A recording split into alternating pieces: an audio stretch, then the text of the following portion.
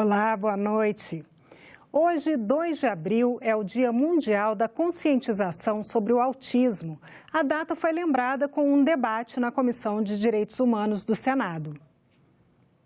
Um transtorno no desenvolvimento do cérebro, o autismo afeta cerca de 70 milhões de pessoas em todo o mundo. No Brasil, estimam-se 2 milhões de pacientes. Os sintomas mais comuns são problemas na aprendizagem, na concentração e na interação social em diferentes níveis. Na audiência pública para celebrar o Dia Mundial de Conscientização sobre o Autismo, vários pais falaram sobre essas dificuldades. O plano de saúde não te oferece um psicólogo para tratar do autista. E os que tratam, eles são particulares. Então, uma consulta, muitas vezes, custa R$600, R$800. Alguns pais têm condições, outros não. Então, outros os filhos ficam surtando dentro de casa e acontece, infelizmente, o que o Dr. Klaus falou. Alguns amarram os filhos, outros, no desespero, cometem atos piores. Como mãe, eu fico imaginando o desespero de ter que acorrentar o meu filho para o meu filho não cometer o suicídio. É muito caro manter uma pessoa com autismo, entendeu? Por quê? Porque uma terapia 300, 400, um exame R$2.000. E aí? E para uma família de classe média? Como é que faz? Dificuldades para se chegar a um diagnóstico, para ter garantidos direitos já previstos em lei e preconceito. São apenas alguns dos problemas enfrentados pelas famílias que têm uma pessoa com autismo em casa. Os planos de saúde não cumprem a lei, né? Para fazer um exame genético, a gente é obrigado a ir consultar com um geneticista, que muitas cidades não têm, para conseguir um exame genético para esclarecer a etiologia do autismo do filho. Isso tudo, esse problema todo, leva a judicialização muito grande, né? Por favor, tenham sensibilidade. Vamos lutar, vamos tirar as leis do papel, vamos transformá-la em realidade, vamos melhorar a qualidade de vida das pessoas com autismo, dessas famílias. Amanda Pascoal, de 25 anos, tem a doença. Está na universidade e reclama que os autistas são vistos de forma diferente.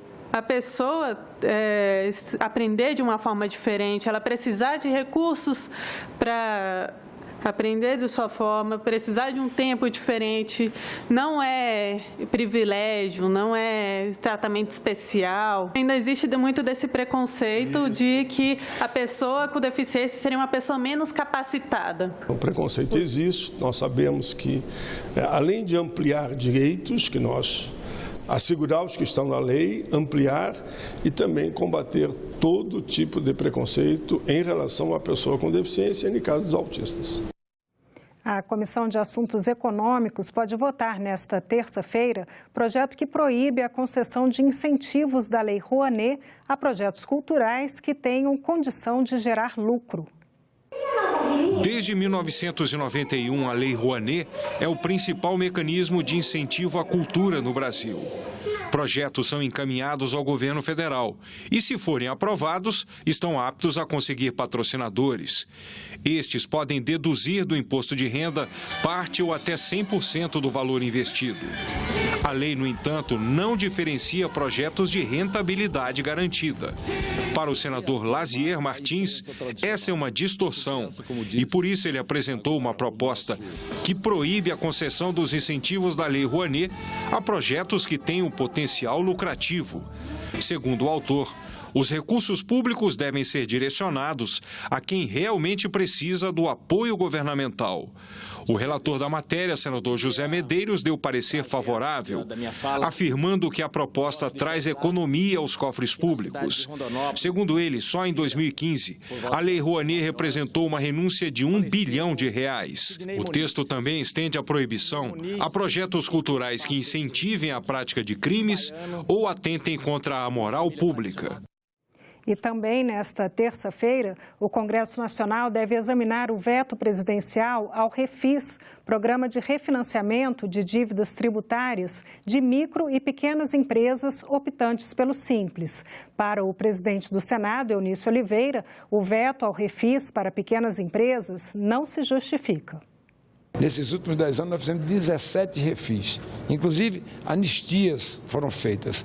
Portanto, quando chegou a vez dos pequenos, dos miúdos, dos microempresários, a área econômica encaminhou nota técnica para que o presidente vetasse na íntegra aquela lei que foi aprovada pelo Congresso Nacional. A mesma coisa, e por isso nós vamos destacar e espero que nós amanhã derrubemos esse veto. Projeto que libera o cultivo da cana-de-açúcar está na pauta de votações do plenário desta semana e divide opiniões. De autoria do senador Flecha Ribeiro, o projeto autoriza o plantio de cana-de-açúcar em áreas alteradas, ou seja, que perderam a vegetação original e em localidades dos biomas Cerrado e Campos Gerais, situados na Amazônia Legal. Não tem lógica você poder plantar na Amazônia soja, milho, algodão e não pode plantar cana. O projeto não derruba uma única árvore. Ao defender que a proposta restrinja o plantio da cana-de-açúcar às áreas já degradadas, o senador Eduardo Braga afirmou que não vai haver destruição da floresta para essa monocultura. Para você fazer qualquer plantio, você precisa de autorização dos órgãos competentes. Portanto, os órgãos competentes só dariam a autorização para que essas áreas fossem plantadas quando elas já estiverem degradadas.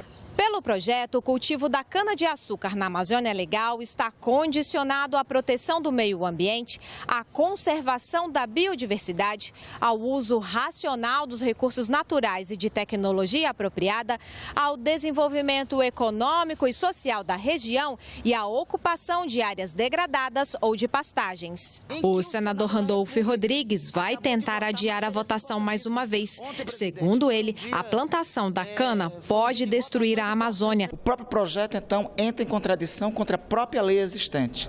O atual Código Florestal diz que as áreas degradadas na Amazônia têm que ser objeto de reflorestamento, de recuperação. Para cumprir a lei, nós temos que recuperar as áreas degradadas, não consolidar a degradação. A vida do cidadão brasileiro deve ficar menos complicada.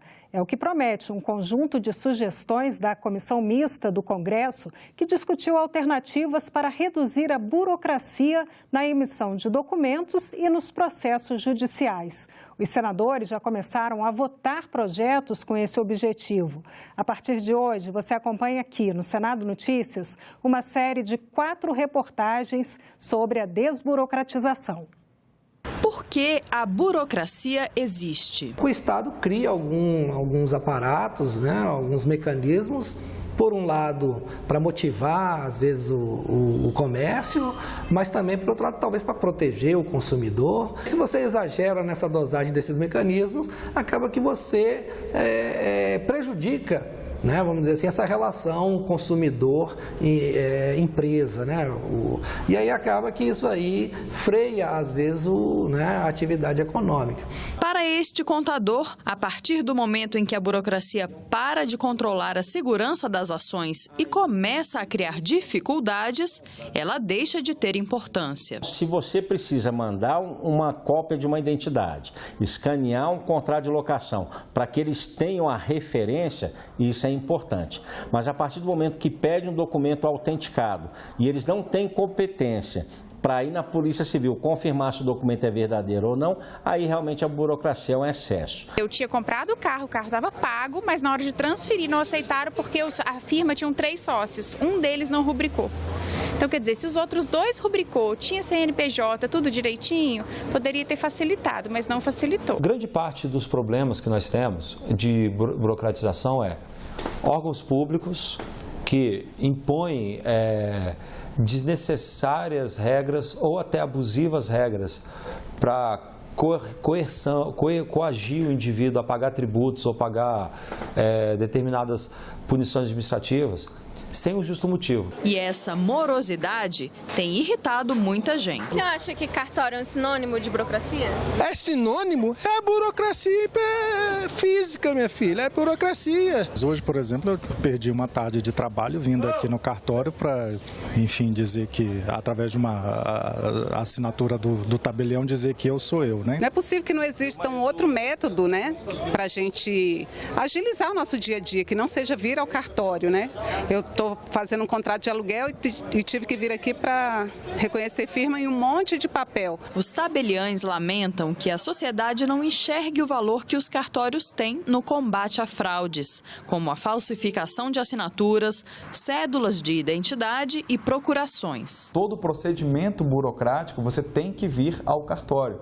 Mas isso deve-se justamente à segurança jurídica. Foi pensando em melhorar o cotidiano do cidadão e das empresas, sem descartar a importância dos cartórios, que uma comissão de parlamentares trabalhou durante todo o ano passado, analisando processos e rotinas de órgãos públicos e propôs mais de 30 mudanças em leis que garantem maior agilidade nos procedimentos. O Congresso tentou, por meio dessa comissão de desburocratização, feita e composta por senadores e deputados, tentou fazer uma lipoaspiração legislativa, tentou tirar as gorduras que há na legislação e que estabelecem procedimentos necessários para as pessoas. Nós precisamos, de fato, ter uma cultura de racionalidade.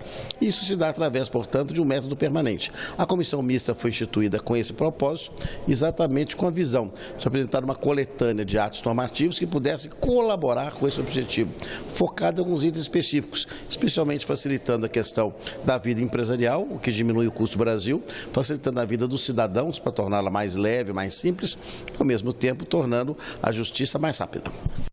Os 5 portos de Santa Catarina podem ter um desempenho melhor se houver investimentos em transportes. O tema é discutido no programa Assunto de Estado, que vai ao ar nesta noite. Santa Catarina registra uma recuperação econômica mais rápida do que a média nacional. No ano passado, o estado foi o que mais gerou novos empregos no Brasil. Somente Joinville, no norte catarinense, abriu mais de 5.500 vagas de trabalho e foi a cidade com o maior número de novos empregos em todo o país. Santa Catarina também ficou em primeiro lugar no crescimento das vendas do varejo. Esses indicadores explicam a alta de mais de 4% do PIB catarinense.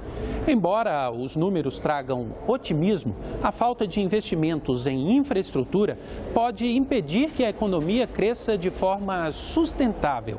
Existem, por exemplo, vários projetos de construção de ferrovias que não saem do papel por falta de recursos do governo federal. Outro problema é a situação precária das rodovias, algumas com obras de duplicação que seguem em ritmo lento. Para o senador Dalírio Beber, entrevistado do programa Assunto de Estado, o investimento em infraestrutura de transporte é fundamental para melhorar o desempenho dos 5 portos catarinenses. Nossa preocupação enquanto representantes em nível de Congresso Nacional, tanto nós senadores quanto os nossos parlamentares e deputados federais, é no sentido de que o governo federal não se esqueça de voltar os seus olhos para as demandas legítimas da população e do governo catarinense, no sentido de que nós possamos sustentar esse modelo de desenvolvimento que o Estado vive hoje e que nós possamos, muito ao contrário, ainda fazer com que a infraestrutura permita que nós possamos crescer mais. O programa Assunto de Estado começa logo depois do argumento. E nós ficamos por aqui. Você pode rever as reportagens desta edição na nossa página na internet, senado.leg.br/TV. Fique agora com o programa Argumento, que recebe o senador Jorge Viana. Ele faz um balanço sobre o 8º Fórum Mundial da Água. Muito obrigada pela companhia. Continue sintonizado aqui, na TV Senado.